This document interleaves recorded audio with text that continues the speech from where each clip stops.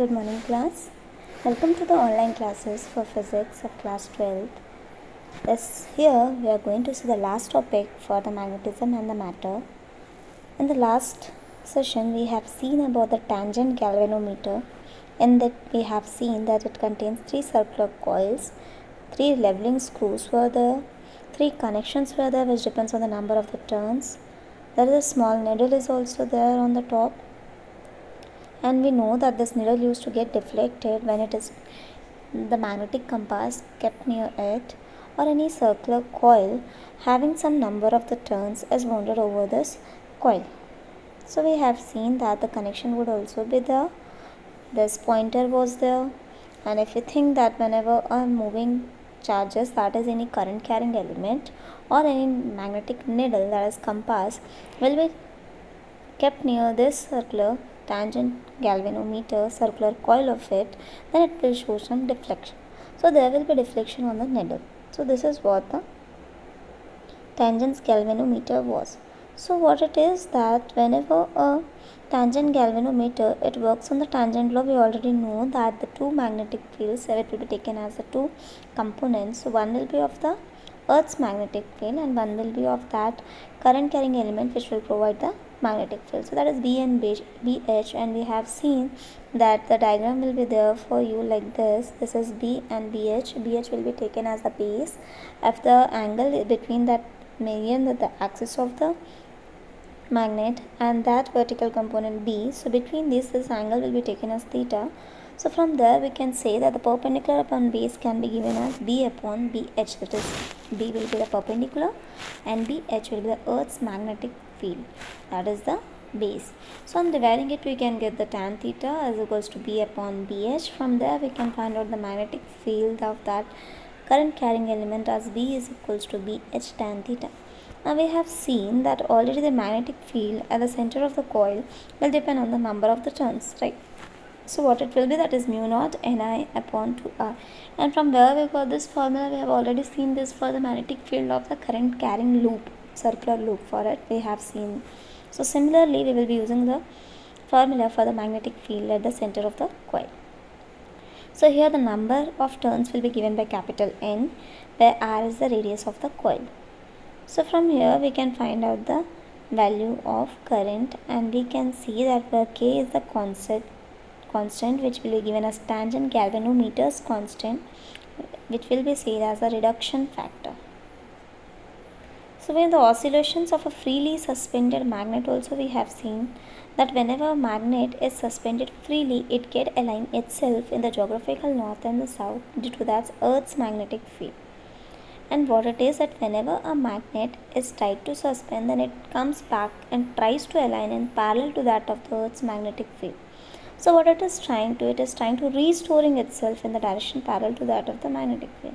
So since both the forces are acting on it, so this couple of forces acting on it will be given as torque, and this torque is denoted by the letter tau, which will be equal to that of the magnetic moment of that dipole moment of a bar magnet and the magnetic field produced by it. So it will be MB, and M cross B used to be taken here, and for the electric dipole also you have seen that is P cross E was there. PE sin theta we used to take for tau. Here it will be tau MB sin theta. So it will be MB sin theta, but since it is restoring torque, so what we can say that it will be minus MB sin theta.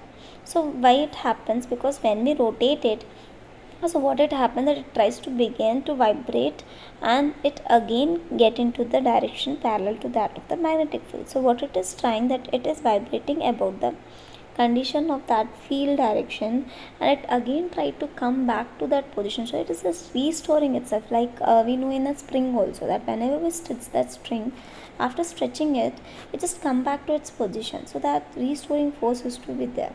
So here, since it is getting by the two forces, so this couple of force will be given as restoring torque. Okay. So we have seen that it can be given as minus mb theta if sin theta is that similar to of angle. So displacement will be small, so sin theta will be taken similar to that of theta. And we also know that torque is equals to I alpha, where alpha is the angular acceleration and I is given by the moment of inertia of that magnet. So alpha's value will be, that is the rate of change of velocity with respect to time, and for displacement will be again the double differentiation will be there, that is d square theta by dt square. So on keeping these two equations, on comparing it, what we can say, that is minus mb theta will be equals to I d square theta upon dt square. So this mb theta was a restoring torque, and we know that this body of that magnet, when it is trying to come back and restoring it to come back parallel to that of the magnetic field, then that deflection is due to that torque, because two force will be acting on it, so it is given as deflecting torque. So in equilibrium condition, that it come back, then both the torques are working on it, that is one is restoring, that is trying to come back to its own position, and the other one is just trying to make it deflect from its position. So just both of the forces are trying to align it in the parallel direction. So in the equilibrium condition, this both torque should be equal, that is minus mb theta should be equal to that of I d square theta by dt square. So from there we have find that d square theta upon dt square will be directly proportional to that of omega square theta. So what we can say, that it is directly proportional to of angular displacement itself. Okay. Now we have seen that it will try to move, and it will try from its mean position, it will deflect and again come back to or restore to its mean position. So this is what that formation of this magnet can be seen as a simple harmonic motion, because for example when we see a pendulum also, it move from its mean position to the back and forth motion. So it has come again to the mean position, again it will move to the back and the forth motion. So this is what the simple harmonic motion was. But here the magnet, what it will do, whenever we freely suspend it, it try to restore back to its main position, and when we just try to rotate it, then also it will come back. So this is what the restoring is going on. So what we can say, that the uniform magnetic field and that freely suspended magnet of the dipole will work as a simple harmonic motion itself. So from there we can find out the time period also, because we know that omega will be equal to that of 2 pi by t, which we used to write at 2 pi nu also when frequency is given. So again we can write as 2 pi by omega, and value of omega is already given in your first equation, that is d square by d theta square is equals to minus mb upon I theta is equals to omega square theta. From there, if we just cancel the theta, what we will get, that omega is equals to under root mb upon I. So from here you can say this is omega. So I am placing that value of omega here, we can get as I upon mb. So this is what the value for the time period of the oscillation of a freely suspended magnet when it possesses a simple harmonic motion, because it is oscillating in its time, right? And what else we have seen? We have seen a numerical also, right, to find the time period, and here we can find out the magnetic field after 10 oscillations it is given, right? So today we will be seeing the last topic for this chapter, that is the vibrational magnetometer. So what we can say, that magnetometer, first thing, this is a device which will just calculate a component of the earth's magnetic field, that it will calculate the value for the magnetic field at any point, but of that earth's magnetic field. So we know that the earth's magnetic field at any surface was given by 10 to the power minus 4 Tesla or 10 to the power minus 5 Gauss, right? So similarly we can find at any place, or we can find at magnetic field of that earth's magnetism at any point, and that device which is used to helpful for measuring the any component of the earth's magnetic field, it is given by magnetometer. Here we will be seeing a vibrational magnetometer. So it is a device which can compare the magnetic moments of two magnets. So we will be using the two magnets. You can see it practically also. We can see it in the lab also. The figure is there, and that instrument is also can be seen, but I think practical is not there for you, but you can see it in the lab if you want to. Okay, so whenever you bring a magnet near to that vibrational magnetometer, initially that magnet will be there inside that magnetometer also. So we can just compare this magnetic moment of these two magnets with the help of this magnetometer.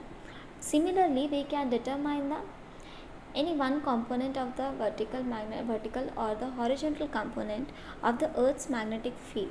But since we are taking a vibrational magnetometer and we cannot find the vertical one, so only horizontal component of earth's magnetic field we can find out with the help of this vibrational magnetometer. So what were the principles? We already know that whenever a freely suspended magnet is allowed to be rotated or it is freely suspended, what it used to do, that it displaces from its equilibrium position because it tried to possess a simple harmonic motion. So it tries to move in a rotating but from its mean position. So it used to possess simple harmonic motion. And in the previous topic we have seen that we have find out the time period for the oscillation also. So what it does, that in the displacing from its equilibrium position, it will try to possess a simple harmonic motion. So time period we already have seen in this also, that it is given by 2 pi under root I upon b.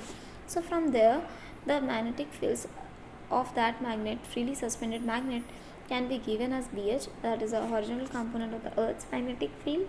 Similarly, M was given for the magnetic moment, I was the moment of inertia of the magnet.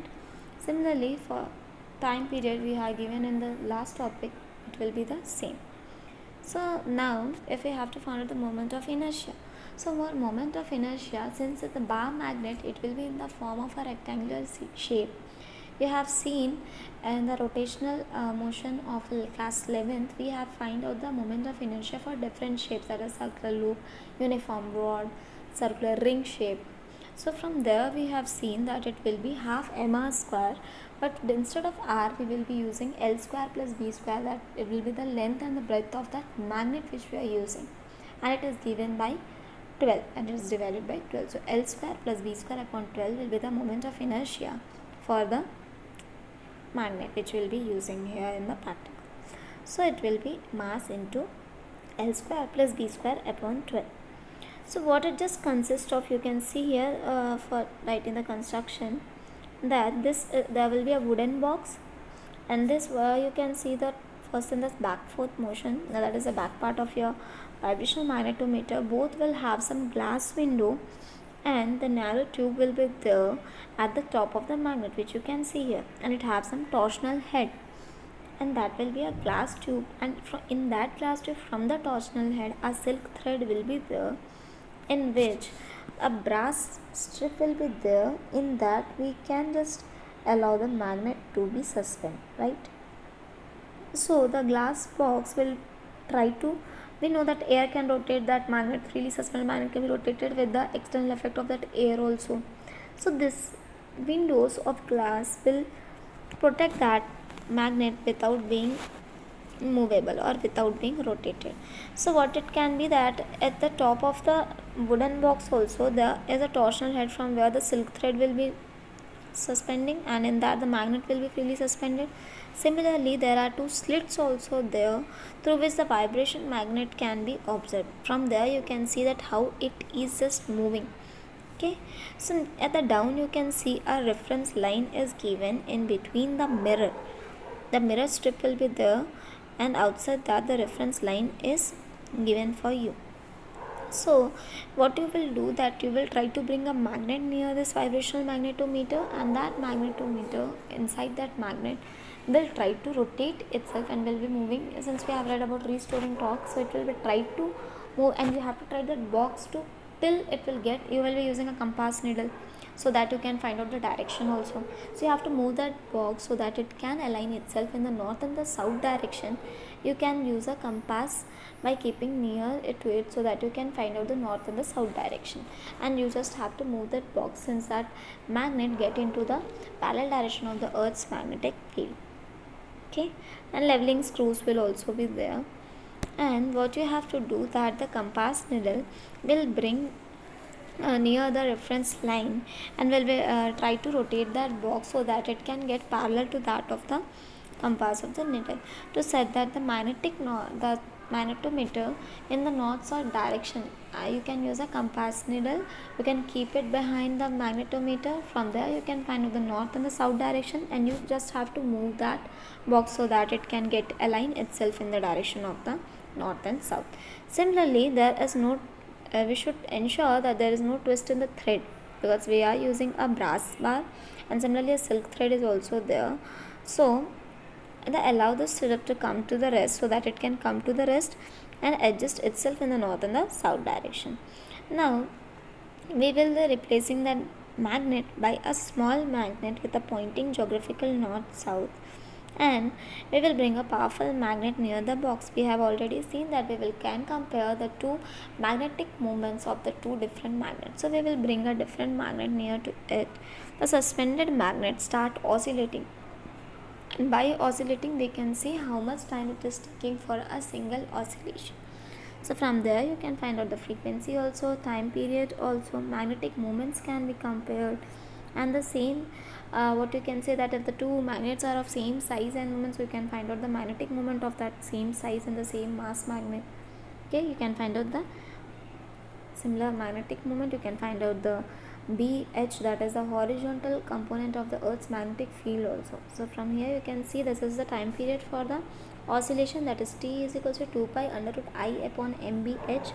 From there, if we will be finding the value of T, it will be T square 4 pi square I upon MBH. We have to find out the magnetic moment, so it will be M 4 pi square I upon BH T square. So if you have to find out the magnetic moment of two different you can say that the same mass or the same length is given for you, but the time periods are different, so it will be T1 upon T2. So you have already seen here that the 4 pi square is there, T square is there, I will be there. So since they are of same mass and same size, so the moment of inertia will be same, so they will be cancel each other.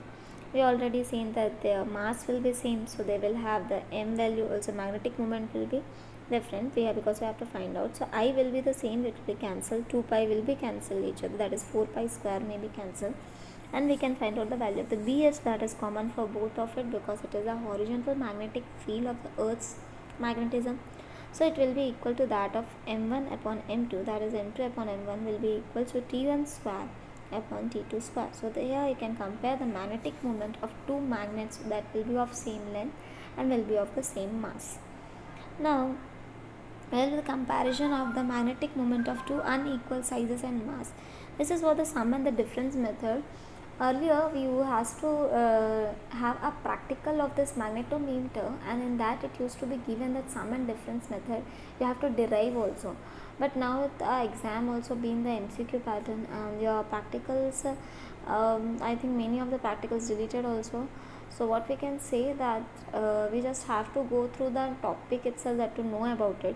But in MCQ the concept may come, and in the practical you can just see itself that device, because no practical will be there for you. Okay, so the sum and difference method used to be the very important topic from this vibrational magnetometer.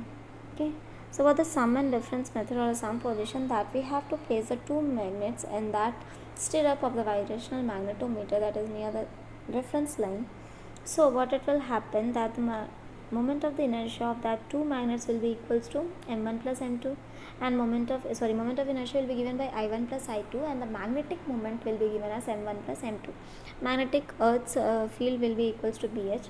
So from there we can see that if we take both the poles in the same direction, what we have to do, that we have to hang, we have seen that silk thread, right?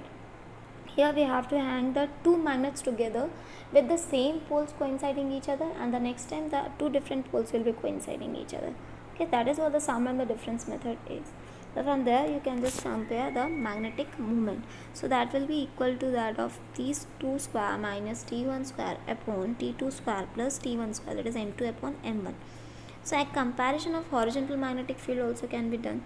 So from there we can find out that if two magnets are having the horizontal components of Earth's magnetic field at different places, then it will be BH and BH dash. And if you have to find out what is the ratio of it, that is BH upon BH dash will be equal to that of T1, that is T dash square upon T square. Okay. So this is what the vibrational magnetometer was. You can see here the figure, that it is the torsional head. You are having a brass strap. There is a reference line, at the below there is a mirror also. You can see the two slits on the above of the wooden block. From here I can see the rotation of that magnet, and with the silk thread you are just suspending a magnet over it. Leveling screws are there in the bottom. You can see that magnet also. right? So brass strip was there. In this magnet you can see freely suspended. For the sum and difference method, you will be having the two magnets with the same pole deciding each other, and the other one that different poles will be coinciding each other. And if you want to take up a magnetic moment of the same size and length, you will be taking the magnet of the same size. One will be kept on the reference line. This is what the vibrational magnetometer is. They look like the same, so you can see it in the lab also. Okay, so thank you class. This is what the end of your chapter of magnetism and the matter. Before starting a new chapter, we will be having a revision for this chapter, and after that we will be starting a new one. Okay, thank you class.